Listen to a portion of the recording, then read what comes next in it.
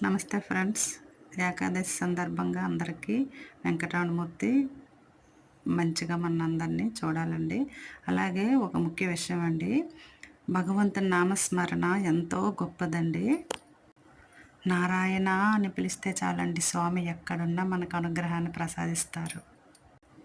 ఆ నామము చెప్పడానికి పెట్టి పుట్టాలండి. ఎక్కడున్నా స్వామి పరిగెత్తుకుంటూ మనకొచ్చి మనల్ని కాపాడుతాడండి. అందులో ఎటువంటి సందేహము వద్దండి.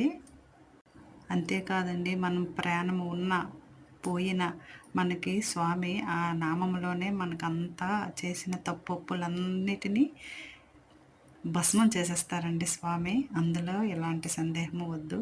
అలాగే మనస్ఫూర్తిగా స్వామిని స్మరించుకుంటూ ఏకాదశి రోజు మంచిగా నారాయణ నారాయణ అని జపించండి. అలాగే లక్ష్మీదేవిని కూడా పూజించుకుందాం.